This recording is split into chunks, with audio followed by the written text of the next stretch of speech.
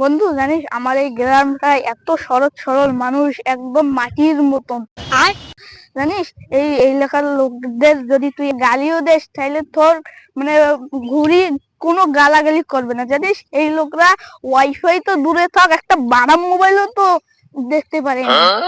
জানিস দেখ একটা মাটির চাষা। চাষা কেমন আছেন? এই না ওর প্রতি কুত্তি আসলে মোর খাবার ভেজাল কি করে এই তোমরা কুত্তি আসলে মোর খাবার ভেজাল মোর ভিডিও নষ্ট করে খারাপ তোমরা রান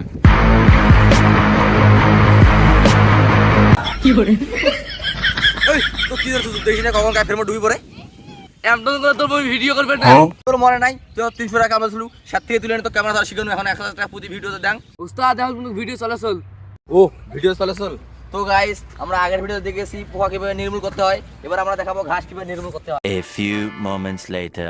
বন্ধু জানিস আমার আব্বা আম্মা এত সরল সহল যে ওরা আজ পর্যন্ত একটা বারাম মোবাইলে কল দেয় সেটা ধরতে পারে না।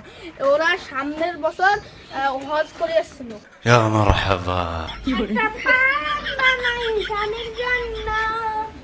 সুপারি দেব, জর্দা দেব, চুন দেব সামান্য, যাতে স্বামীর মুখ পুরানা। কি করে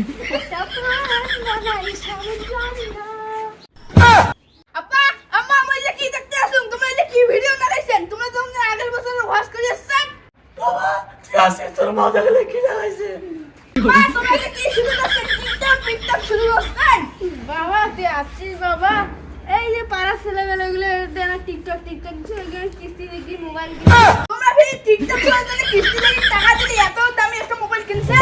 তোর মা মোর জীবনটা অতিষ্ঠ করে ফেলালি।